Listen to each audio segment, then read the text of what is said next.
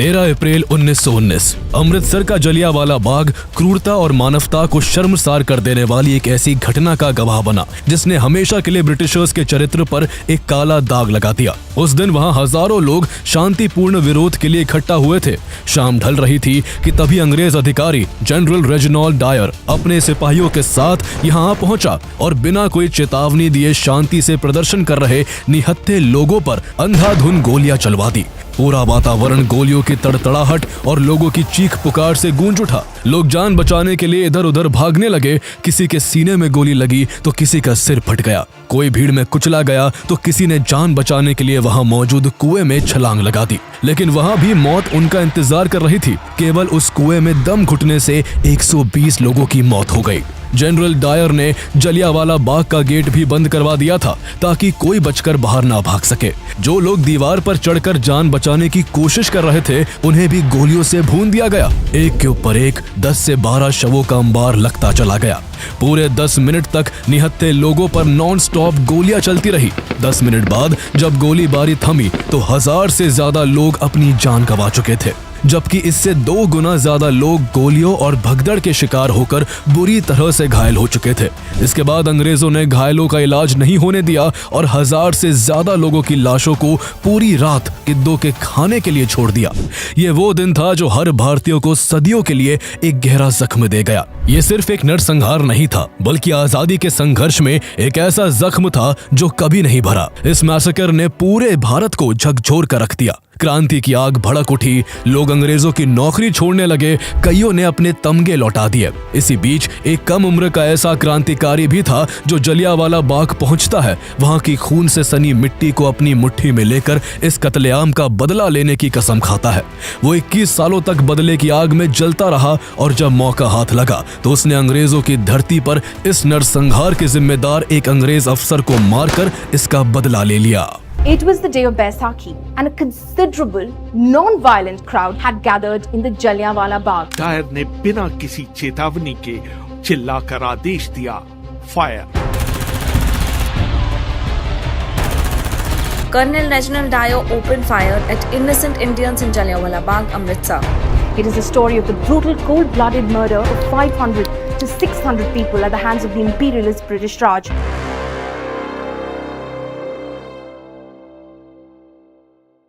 World war 1 के दौरान British government defence of India act 1915 लागू करती है ताकि युद्ध के समय में भारत में उनकी हुकूमत के खिलाफ उठने वाली हर आवाज को आसानी से दबाया जा सके।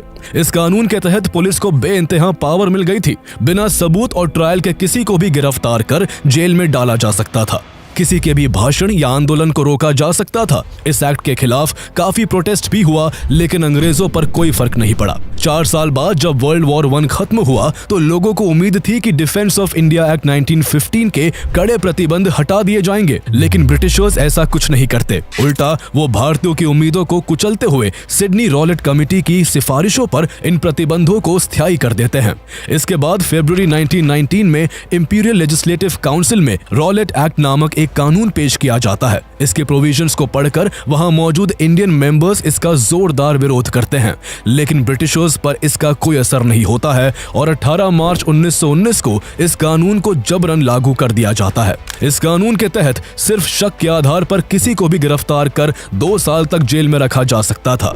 पुलिस बिना वारंट के किसी के भी घर में घुसकर तलाशी ले सकती थी। कोई भी क्रांतिकारी गतिविधि होने पर बिना जूरी के मुकदमा चलाया जा सकता था। साथ ही अखबारों पर पाबंदियां लगा दी गई और पब्लिक गैदरिंग्स पर भी रोक लग गई। यानी ये कानून सिर्फ भारतीयों की आवाज को कुचलने के लिए बना था। अंग्रेज एक ऐसा भय का माहौल बनाना चाहते थे कि कोई हिंदुस्तानी उनके खिलाफ बगावत करने की हिमाकत ना कर सके। भारत के फ्रीडम फाइटर्स अंग्रेजों की इस मंशा को समझ चुके थे, इसलिए उन्होंने इसका जोरदार विरोध किया। कानून पास होते ही देश भर में हंगामा मच गया। हर जगह इसके खिलाफ विद्रोह होने लगे। किसी ने इसे काला कानून कहा तो किसी ने नो अपील, नो दलील, नो वकील वाला कानून करार दिया। गांधी जी ने इस कानून के खिलाफ सत्याग्रह का ऐलान कर दिया। उन्होंने कानून के पास होने के 3 हफ्ते बाद 6 अप्रैल 1919 को एक देशव्यापी आंदोलन की शुरुआत की, जिसे रॉलेट सत्याग्रह के नाम से जाना जाता है।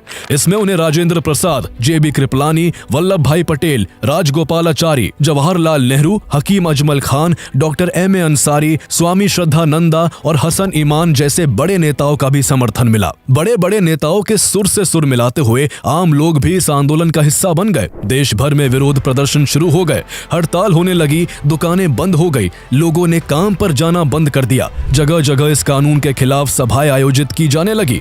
स्टूडेंट्स ने स्कूल और कॉलेजों का बहिष्कार कर दिया। इससे देश में लगभग बंद जैसी स्थिति उत्पन्न हो गई। अंग्रेजों को भारतीयों का यह विरोध बिल्कुल भी बर्दाश्त नहीं हो रहा था। और फिर पंजाब में वो हुआ जिसने भारत के इतिहास को हमेशा के लिए बदल दिया। 9 अप्रैल 1919 को रामनवमी के दिन हिंदू और मुस्लिम एक साथ एक बड़े जुलूस में उतरे। मुस्लिमों ने इस दौरान तुर्की सैनिकों की तरह लिबास पहन रखा था। इतने बड़े लेवल पर हिंदू और मुस्लिमों की एकता देखकर अंग्रेजों की हालत खराब हो गई।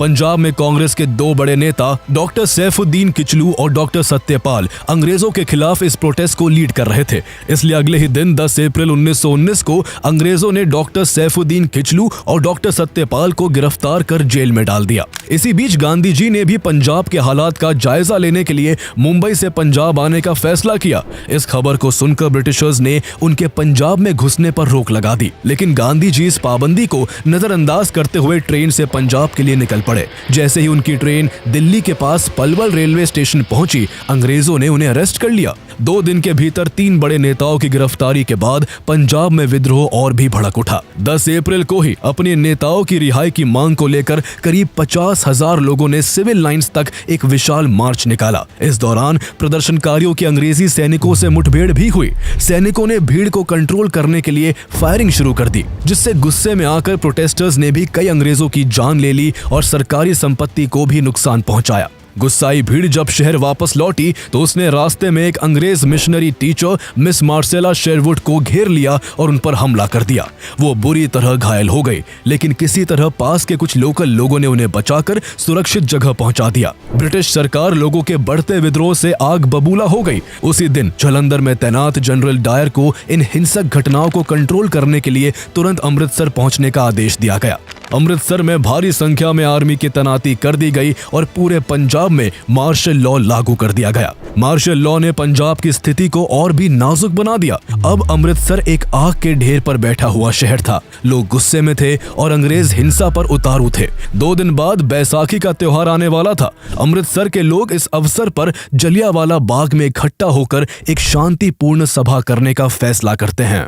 13 अप्रैल 1919 को बैसाखी के दिन अमृतसर के जलियांवाला बाग में अंग्रेजों की दमनकारी नीतियों और डॉक्टर सैफुद्दीन किचलू और डॉक्टर सत्यपाल की गिरफ्तारी के विरोध में एक सभा आयोजित की गई, जिसमें कुछ नेता भाषण देने वाले थे। शहर में कर्फ्यू लगा हुआ था, फिर भी वहां लोगों का आना जारी रहा और दोपहर तक उनकी संख्या लगभग 15,000 तक पहुंच गई। इसमें सैकड़ों लोग ऐसे भी थे जो बैसाखी के मौके पर अपने परिवार के साथ मेला देखने और शहर घूमने आए थे, लेकिन जब उन्हें शांतिपूर्ण सभा की खबर मिली तो वो भी जलियांवाला बाग पहुंच गए। जलियांवाला बाग अमृतसर में गोल्डन टेम्पल के बेहद करीब 6.5 एकड़ में फैला एक पब्लिक गार्डन है, जो चारों ओर से ऊंची ऊंची दीवारों से घिरा था। उस समय जलियांवाला बाग के अंदर जाने और बाहर निकलने के लिए सिर्फ एक नैरो रास्ता था। यहाँ एक कुआं भी था जिससे राहगीर अपनी प्यास बुझाते थे। कुएं के आसपास काफी लोग बैठे थे, लेकिन उन्हें ये नहीं पता था कि कुछ ही पलों में ये कुआं उनकी मौत की गवाही बनने वाला है। उस समय रॉलेट एक्ट के तहत पब्लिक गैदरिंग कानूनी जुर्म था और मार्शल लॉ के बाद अंग्रेज सरकार इसे सख्ती से लागू करवा रही थी। जैसे ही इतने लोगों की एक साथ इकट्ठा होने की खबर जनरल डायर तक पहुंची, वो गुस्से से तिलमिला उठा। उसकी आंखों में हिंदुस्तानियों के प्रति नफरत की आग सुलग उठी। वो तुरंत अपने 90 हथियारबंद सैनिकों के साथ जलियांवाला बाग की ओर कूच कर गया। कुछ देर बाद जब जलियांवाला बाग में लोग शांति से विरोध प्रदर्शन कर रहे थे, तभी अचानक उन्हें अपने ऊपर एक अजीब सी आवाज सुनाई दी। एक हवाई जहाज बाग के ऊपर नीची उड़ान भरते हुए चक्कर काट रहा था। डायर ने यह हवाई जहाज वहां मौजूद लोगों की संख्या जानने के लिए तैनात किया था, लेकिन जब तक लोग कुछ समझ पाते तब तक जनरल डायर भी अपने सिपाहियों के साथ वहां पहुंचा। यहां पहुंचने के साथ ही उसने एग्जिट गेट को बंद करवा दिया। जनरल डायर के इस आदेश से अब जलियांवाला बाग एक विशाल पिंजरे में तब्दील हो चुका था, जहां अब से कुछ देर बाद मौत का एक भयानक खेल खेला जाना था। जहां 40 सिपाही बाग के बाहर तैनात थे, तो वहीं अंदर 25 गोरखा और 25 बलूच सैनिकों में से आधों ने बैठकर और आधों ने खड़े होकर पोजीशन ले ली। इसके बाद डायर ने लोगों को चेतावनी देना भी जरूरी नहीं समझा और बिना एक सेकंड गवाए उसने अपने सिपाहियों को निहत्थे प्रदर्शनकारियों पर अंधाधुंध गोली चलाने का आदेश दे दिया। सिपाहियों ने बिना झिझक के उसके आदेश का पालन किया। पल भर में जलियांवाला बाग गोलियों की तड़तड़ाहट से गूंज उठा। अचानक हुए इस हमले ने लोगों को संभलने का मौका तक नहीं दिया। कुछ ही पलों में वहां चीख पुकार और हाहाकार मच गया। लोग जान बचाने के लिए इधर उधर भागने लगे, लेकिन चारों ओर ऊंची दीवारें थीं जिन पर अंग्रेजी दरिंदे तैनात थे, जिससे उन्हें भागने का कोई रास्ता नहीं मिला। चारों तरफ लोग मरकर और घायल होकर गिरने लगे। घुटने के बल बैठे हुए सैनिक चुन चुन कर निशाना लगा रहे थे। डायर ने हुक्म दिया कि वो अपनी बंदूकें रीलोड करे और उस तरफ फायरिंग करे जिधर सबसे ज्यादा भीड़ है। किसी की आंख में गोली लगी तो किसी की आंतड़ियां बाहर आ गई। लोग डर कर हर दिशा में भागने लगे, लेकिन उन्हें बाहर जाने का कोई रास्ता नहीं मिला। लोग संकरी गली के एंट्री गेट पर जमा होकर बाहर निकलने की कोशिश करने लगे, लेकिन डायर के सैनिक उन पर भी अंधाधुंध गोलियां चलाने लगे, जिससे वहां पर भी लाशें गिरने लगी और एक के ऊपर एक 10 से 12 शवों का अंबार लगता चला गया। वहां हवा में केवल लोगों के भागने की वजह से पैदा हुई धूल और उनके शरीर में लगी गोली की वजह से निकला खून था। लेकिन डायर के दिल में ना कोई दया थी, ना कोई पछतावा। उसका सिर्फ एक मकसद था, बेरहमी से हिंदुस्तानियों की जान लेकर उन्हें सबक सिखाना। गोलियों की गड़गड़ाहट ने शांतिपूर्ण सभा को खून से भर दिया था। भयंकर अफरा तफरी मची हुई थी। गोलियों की बौछार से बचने के लिए जिसे जहां जगह मिली वो वहां छिपने की कोशिश कर रहा था। घबराए लोगों ने जान बचाने के लिए कुएं में भी छलांग लगाना शुरू कर दिया, लेकिन कुएं में कूदना भी उनके लिए मौत से बचने का रास्ता नहीं था। आखिर वो कब तक तैर पाते। दम घुटने से उनकी मौत होने लगी और जल्दी ही ये कुआं मौत का कुआं बन गया। देखते ही देखते कुआं 100 से भी ज्यादा लाशों से पट गया। लेकिन डायर की क्रूरता थमने का नाम नहीं ले रही थी। उसकी क्रूर आंखें खून से रंगे जलियांवाला बाग को देखती रही, मानो वह निर्दोष लोगों की लाशों का उत्सव मना रहा हो। डायर के एक साथी अफसर ने उसकी कमीज को हिलाया कि अब बहुत हो चुका, इस मौत के खेल को रोक दो, लेकिन डायर ने उसे नजरअंदाज कर दिया। गोलियां चलना बस तब रुकती जब सैनिकों को अपनी राइफलें फिर से लोड करनी होती। डायर खुद दौड़ दौड़ कर उस तरफ फायरिंग करने का हुक्म दे रहा था जहां ज्यादा लोग जमा थे। लोग चाहे पीपल के तने के पीछे छिपने की कोशिश करते या दीवार को लांघ कर जान बचाने की कोशिश करते, बंदूकों की नालें डायर के हुक्म पर उनकी तरफ मुड़ जाती और फौरन गोली बंदूक से निकलकर उनकी जान ले लेती। हर गोली के साथ किसी का सीना फटता, किसी का सिर चूर चूर हो जाता तो किसी का शरीर छलनी हो जाता। मासूम और बेगुनाह लोग गोली खाकर जमीन पर गिर पड़ते और फिर कभी नहीं उठते। बाग की धरती खून से लथपथ हो गई थी। भगदड़ के कारण सैकड़ों लोग भागते लोगों के पैरों के नीचे आ गए और कुचलकर अपनी जान गंवा बैठे। 10 मिनट तक बाग में मौत का तांडव बदस्तूर चलता रहा। डायर ने फायरिंग तब रोकी जब उसको लगा कि सैनिकों के पास बहुत कम गोलियां बची हैं। इस दौरान पूरे 1650 राउंड गोलियां दागी गई, जिनके निशाने पर आकर करीब 1000 बेगुनाह लोग मारे जा चुके थे, जबकि 2000 से ज्यादा लोग बुरी तरह से घायल होकर जिंदगी और मौत के बीच झूल रहे थे। एक लोकल डॉक्टर का 13 साल का बेटा मदन मोहू अपने दोस्तों के साथ खेलने रोज जलियांवाला बाग जाया करता था। इस गोलीबारी में गोली उसकी खोपड़ी पर जाकर लगी और वो मासूम अपनी जिंदगी खो बैठा। ऐसे सैकड़ों बच्चे डायर की क्रूरता का शिकार हो गए थे। कितने बच्चे ऐसे थे जो केवल 5 या 6 महीने के थे, जिन्हें चलना भी नहीं आता था। वो मासूम भी अपने पिता, चाचा या दादा के साथ अपनी जिंदगी गंवा बैठे थे। जैसे ही फायरिंग रोकने का आदेश दिया गया, सैनिक उतनी ही तेजी से बाहर चले गए जिस तेजी से वो अंदर आए थे। डायर ने एक नजर उस खूनी मंजर पर डाली, जैसे वो अपने किए का जायजा ले रहा हो। फिर वो उछलकर अपनी गाड़ी में बैठा और रामबाग की ओर बढ़ गया। उसके सैनिक, जिनके हाथ अभी भी निर्दोषों के खून से सने थे, उसके पीछे पैदल तेजी से मार्च करते हुए चल पड़े। डायर शाम 6:30 बजे के आसपास अपने कैंप पहुंचा और उसने पूरे शहर की बिजली और पानी को कटवा दिया। पूरी रात जलियांवाला बाग में घायल लोगों को भी कोई डॉक्टरी सहायता नहीं दी गई, न ही लोगों को अपने मृतकों और घायलों को मैदान से बाहर ले जाने की इजाजत थी। शहर में पूरी तरह एक भयानक सन्नाटा छाया हुआ था। जलियांवाला बाग के घायल धीरे धीरे दम तोड़ रहे थे और पूरा शहर मौत के इस खेल का मूक गवाह बना हुआ था। रात 10 बजे डायर ने शहर का एक बार फिर दौरा किया, ये देखने के लिए कि लोगों के घर से बाहर ना निकलने के उसके आदेश का पालन हो रहा है या नहीं। आखिर इससे ज्यादा क्रूरता की बात और क्या हो सकती थी कि बाग में घायल लोग तड़प रहे थे, मर रहे थे, लेकिन उनके अपने भी उनकी मदद करने के लिए बाहर तक नहीं आ सकते थे। लेकिन किसी तरह रतन देवी हिम्मत करके अपने पति को ढूंढते हुए जलियांवाला बाग आ जाती है। उनका घर बाग के नजदीक था और उन्होंने गोलियों की आवाज को भी सुना था, इसलिए वो अंधेरे में छिपते छिपाते बदहवासी में दौड़ती हुई बाग आ पहुंची। वहां का दृश्य देखकर उनके पैरों तले जमीन खिसक गई।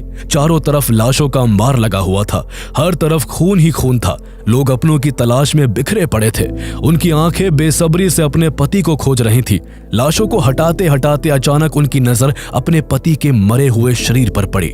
उनके शरीर में कोई हलचल नहीं थी। रतन देवी की दुनिया एक झटके में उजड़ चुकी थी। उन्होंने अपने मृत पति के सिर को अपनी गोद में लिटाकर पूरी रात वही बिता दी। उन्होंने एक हाथ में डंडा पकड़ रखा था ताकि खून की बू सूंघकर वहां पहुंचने वाले जंगली जानवर उनके पति की लाश को खा ना जाए। इसी बीच उनकी नजर एक 12 साल के लड़के पर पड़ी जो पास ही घायल पड़ा था। उसके शरीर से खून बह रहा था। रतन देवी ने कांपते हुए पूछा, बेटा तुझे कोई कपड़ा उड़ा दूं? लड़के ने दर्द भरी आवाज में कहा, नहीं, बस मुझे छोड़कर मत जाना। रतन देवी की आंखें भर आई। थोड़ी देर बाद लड़के ने कांपते हुए कहा, मुझे पानी चाहिए। रतन देवी ने इधर उधर देखा, लेकिन बाग में अब पीने के लिए एक बूंद भी पानी नहीं बचा था। जो कुआं था वो लाशों से भरकर खून से लाल हो चुका था। उन्होंने लड़के का हाथ थामे रखा, लेकिन धीरे धीरे उसकी सांसें धीमी पड़ने लगी और फिर एकदम शांत हो गई। ना जाने उस रात ऐसी कितनी दिल दहला देने वाली घटनाएं हुई जो उसी मौत और दर्द की सिसकियों के बीच हमेशा हमेशा के लिए दब कर रह गई। ये नरसंहार इतिहास में ब्रिटिश राज के सबसे काले अध्यायों में से एक बन गया। अंग्रेजों की क्रूरता सिर्फ जलियांवाला बाग में मौत बरसाने तक ही सीमित नहीं थी, बल्कि उन्होंने इस भीषण नरसंहार के आंकड़ों को भी छिपाने की घिनौनी कोशिश की। वो इतने निर्मम और बेशर्म थे कि उन्होंने मौत का असली हिसाब तक दबा दिया। पंजाब के उस समय के lieutenant governor Michael Francis O'Dwyer ने अपने सरकारी बयान में इस भयानक हत्याकांड में केवल 379 लोगों के मारे जाने और 1200 लोगों के घायल होने का दावा किया, लेकिन ये आंकड़ा हकीकत के आसपास भी नहीं था। अंग्रेजों ने इस मैसेकर की खबर को दबाने के लिए हर संभव कोशिश की। ब्रिटिश सरकार ने अखबारों पर सेंसरशिप लगा दी, टेलीग्राफ पर निगरानी बिठा दी और अमृतसर से बाहर किसी भी तरह की सूचना को लीक होने से रोकने की कोशिश की। लेकिन सच को कब तक रोका जा सकता था? धीरे धीरे ये खबर पूरे देश में फैलने लगी। लोगों का गुस्सा फूट पड़ा। इस नरसंहार ने भारतीयों के दिलों में खौफ नहीं बल्कि आजादी के लिए मर मिटने का जज्बा जगा दिया। जगह जगह विरोध प्रदर्शन शुरू हो गए। सड़कों पर हजारों लोग उतर आए। ब्रिटिश सरकार के खिलाफ नारे गूंजने लगे, लेकिन अंग्रेजों ने इन विरोधों को भी कुचलने में कोई कसर नहीं छोड़ी। इस नरसंहार की खबर जब देश से बाहर निकली तो फॉरेन मीडिया ने भी इसे खूब कवर किया, जिसने अंग्रेजों के घिनौने और अमानवीय चेहरे को पूरी दुनिया के सामने लाकर रख दिया। ब्रिटिश सरकार जो खुद को सभ्यता और न्याय का रक्षक बताती थी, अचानक दुनिया के सामने कटघरे में खड़ी हो गई। ब्रिटेन में भी इसकी निंदा होने लगी। चर्चिल और H.H. एस्क्विथ ने भी इस मैसेकर को ब्रिटिश पार्लियामेंट में क्रिटिसाइज किया। चर्चिल ने इसे अनटरेबली मॉन्स्टरस कहा, जबकि एस्क्विथ ने इसे इतिहास का worst and most dreadful outrage कहा। चारों तरफ हो रही आलोचना के बावजूद पंजाब के लेफ्टिनेंट गवर्नर माइकल ओडॉयर ने जनरल डायर की खुलकर तारीफ की और उसके इस काम को सही करार दिया। ब्रिटिश अधिकारियों का रवैया देखकर ये साफ था कि उन्हें इस नरसंहार का कोई पछतावा नहीं था, बल्कि वो इसके बाद भी अपने गुरूर में चूर थे। इस नरसंहार के विरोध में जब लोगों ने अपनी दुकानें बंद कर रखी थी, तब लाहौर के कमिश्नर और जनरल डायर ने लोकल लोगों को ये कहकर धमकाया कि अगर उन्होंने अपनी दुकानें नहीं खोली तो उन्हें भी गोली मार दी जाएगी। लेकिन ऐसी धमकियों के बावजूद इस मैसेकर के 2 दिन बाद 15 अप्रैल 1919 को पंजाब के गुजरनवाला में इस नरसंहार के खिलाफ एक बड़ा प्रोटेस्ट हुआ। देखते ही देखते ये विरोध इतना बढ़ गया कि इसे रोकने के लिए ब्रिटिश गवर्नमेंट को अपने एयरक्राफ्ट तक का इस्तेमाल करना पड़ा। पुलिस और प्रोटेस्टर्स के इस मुठभेड़ में एक बार फिर से 12 बेगुनाह लोग मारे गए, जबकि 27 लोग बुरी तरह से घायल हो गए। लेकिन ब्रिटिश सरकार की क्रूरता यही नहीं रुकी। अंग्रेजों ने उसी दिन एक बार फिर से पंजाब के 5 डिस्ट्रिक्ट्स लाहौर, अमृतसर, गुजरनवाला, गुजरात और लैलपुर में मार्शल लॉ लगा दिया। हालात इतने खराब हो गए कि वायसरॉय को तत्काल मुकदमा चलाने का अधिकार दिया गया, यानी किसी को भी बिना सुनवाई के सजा दी जा सकती थी। इसके बाद ब्रिटिश अथॉरिटीज ने जनरल डायर के समर्थन में इंसानियत की सारी सीमाएं लांघ दी। हाउस ऑफ लॉर्ड्स ने डायर को प्रेस करते हुए उसे एक इंस्क्राइब तलवार भेंट की और उसे सेवियर ऑफ द पंजाब की संज्ञा दी। इतना ही नहीं, डायर के समर्थन में बेनिफिट फंड की शुरुआत की गई, जिसमें 26,000 पाउंड से ज्यादा की रकम इकट्ठा की गई। हैरानी की बात यह थी कि जंगल बुक के लेखक रुडयार्ड किपलिंग ने भी इसमें 10 पाउंड का योगदान दिया। लेकिन इस बीच भारतीयों का विद्रोह भी जारी था। ये विरोध सिर्फ प्रदर्शन तक सीमित नहीं था, बल्कि उन सम्मान और उपाधियों को भी ठुकरा दिया गया जो अंग्रेजों ने उन्हें दिए थे। नोबेल पुरस्कार विजेता रविंद्रनाथ टैगोर ने अंग्रेजों से मिली अपनी नाइटहुड की उपाधि लौटा दी, जबकि गांधी जी ने इस घटना के विरोध में अंग्रेजों से मिली केसर-ए-हिंद की उपाधि को त्याग दिया। रविंद्रनाथ टैगोर ने तो उपाधि त्यागने के साथ साथ इसके विरोध में वायसरॉय को एक कड़ा पत्र भी लिखा, लेकिन ब्रिटिशर्स ने इसे किसी भी अखबार में छपने नहीं दिया। विरोध में सर शंकरन नायर, जो ब्रिटिश वायसरॉय की एग्जीक्यूटिव काउंसिल के एकमात्र भारतीय सदस्य थे, उन्होंने भी अपने पद से इस्तीफा दे दिया। इसके अलावा अंग्रेजी हुकूमत के अंडर काम करने वाले और भी कई छोटे बड़े अधिकारियों ने अपनी नौकरी से रिजाइन कर दिया। मोतीलाल नेहरू समेत देश के सब बड़े नेताओं ने जलियांवाला बाग मैसेकर के लिए ब्रिटिश गवर्नमेंट को जमकर घेरना शुरू कर दिया। इस तरह देश और दुनिया में हो रहे भारी विरोध के बाद आखिरकार ब्रिटिश सरकार को कदम उठाने पड़े। 14 अक्टूबर 1919 को इस मैसेकर की जांच के लिए डिसऑर्डर्स इंक्वायरी कमेटी का गठन हुआ। इस कमीशन की अध्यक्षता लॉर्ड विलियम हंटर ने की थी, इसलिए इसे हंटर कमीशन के नाम से भी जाना गया। इस कमीशन में करीब 20 मेंबर्स थे, जिनमें कुछ भारतीय भी शामिल थे।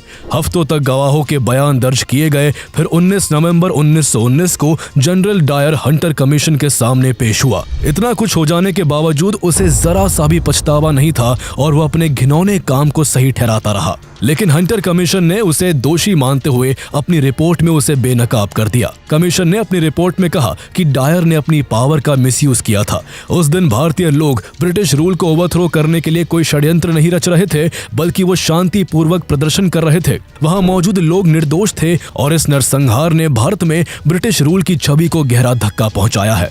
कमीशन ने डायर को उसके पद से हटा दिया, लेकिन 1000 से ज्यादा लोगों की जान लेने के लिए उस पर कोई सीरियस पेनल्टीज नहीं लगाई।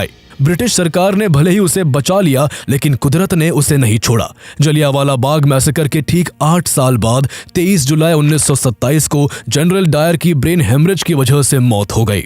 इस बीच एक ऐसा ब्रिटिश ऑफिसर भी था जिसे इस मैसेकर का असली मास्टरमाइंड माना जाता है, और हैरानी की बात यह थी कि उसे इसके लिए उसके पद से भी नहीं हटाया गया। यह अफसर कोई और नहीं बल्कि उस वक्त पंजाब का लेफ्टिनेंट गवर्नर माइकल ओडॉयर था, जिसने कदम कदम पर इस हत्याकांड को उचित ठहराया था। उसकी नजर में भारत के लोग कीड़े मकोड़े के समान थे। उसका हमेशा से मानना था कि भारतीय लोगों में नस्लीय कमी है और वो कभी खुद शासन नहीं कर सकते। वो बहुत ही आसानी से इस हत्याकांड को उकसाने और सही ठहराने के बाद भी बचता जा रहा था। इसलिए 4 सितंबर 1920 को लाला लाजपत राय ने माइकल ओडॉयर के खिलाफ ब्रिटिश सरकार को एक 12 पॉइंट चार्जशीट सौंपी, जिसमें माइकल ओडॉयर को जलियांवाला बाग मैसेकर का असली खलनायक बताया गया। लेकिन ब्रिटिश सरकार ने इसे नजरअंदाज कर दिया। 2 साल बाद 1922 में शंकरन नायर ने अपनी बुक गांधी एंड एनार्की में लिखा कि जलियांवाला बाग जैसी क्रूर घटनाओं के पीछे माइकल ओडॉयर का भी हाथ था। इस सच्चाई से बौखलाकर माइकल ओडॉयर ने शंकरन नायर पर डेफेमेशन का केस कर दिया और कोर्ट ने नायर को 500 पाउंड का हर्जाना भरने का आदेश दे दिया। इस तरह माइकल ओडॉयर को कभी भी उसके अपराधों के लिए आधिकारिक रूप से दोषी नहीं ठहराया गया। ब्रिटिश सरकार उसे बचाने की पूरी कोशिश करती रही और वो आराम से अपनी नौकरी पूरी करके इंग्लैंड लौट गया। इंग्लैंड पहुंचने के बाद भी वो वहां पब्लिक मीटिंग्स में जलियांवाला बाग मैसेकर को सही ठहराता रहा। ऐसे में भारत के कुछ ऐसे भी वीर सपूत थे जिन्होंने ठान लिया था कि भले ही अंग्रेज जलियांवाला बाग हत्याकांड के दोषियों को कोई सजा ना दे, पर वो खुद उनकी हत्या करके इसका बदला लेंगे। इनमें से एक थे शहीद-ए-आजम भगत सिंह, जिनकी वीरता की कहानियां पूरे भारत में प्रचलित है। उस समय भगत सिंह केवल 12 साल साल के थे। उन्होंने जैसे ही इस घटना के बारे में सुना वो पैदल ही जलियांवाला बाग पहुंचे। वहां उन्होंने खून से सनी हुई मिट्टी उठाई और कसम खाई कि वो अंग्रेजी हुकूमत को भारत से उखाड़ फेंकेंगे। आगे उन्होंने अपने हिस्से का काम भी किया और इतिहास के पन्नों पर अमर हो गए। लेकिन इसी बीच एक और वीर सपूत थे जो जलियांवाला बाग के दोषियों को उनके अंजाम तक पहुंचाने का संकल्प ले चुके थे। उनका नाम था सरदार उधम सिंह। उन्होंने भी हत्याकांड के बाद जलियांवाला बाग की खून से सनी हुई मिट्टी उठाकर कसम खाई थी कि वो इस हत्याकांड के सबसे बड़े दोषी माइकल ओडवायर को मौत के घाट उतारकर इसका बदला लेंगे। लेकिन काफी सालों तक उन्हें उसे मारने का मौका हाथ नहीं लग सका, इसलिए वो साल 1934 में ब्रिटेन पहुंच गए और माइकल ओडवायर की हत्या का सही मौका तलाशते रहे। उनकी तलाश जलियांवाला बाग मैसेकर के 21 साल बाद 1940 में जाकर पूरी हुई। 13 मार्च 1940 को लंदन के कैक्सटन हॉल में, जहां माइकल ओडवायर चीफ गेस्ट बनकर आया था, वहां अंग्रेजों की भारी भीड़ के बीच सरदार उधम सिंह ने माइकल ओडवायर को गोली मारकर जलियांवाला बाग में शहीद हुए लोगों की जान का बदला ले लिया। जलियांवाला बाग मैसेकर ने भारत की आजादी की लड़ाई को एक महत्वपूर्ण मोड़ पर लाकर खड़ा कर दिया था। इस क्रांति की चिंगारी ने हर भारतीय के दिल में ऐसा जोश भर दिया कि आखिरकार 1947 में उन्होंने अंग्रेजों को देश छोड़ने पर मजबूर कर दिया। आजादी के बाद 1951 में जलियांवाला बाग में भारत सरकार द्वारा इस हत्याकांड में जान गंवाने वाले लोगों की याद में एक स्मारक स्थापित किया गया। ये स्मारक संघर्ष और बलिदान का प्रतीक है, जो हमें याद दिलाता है कि आजादी हमें यूं ही नहीं मिली।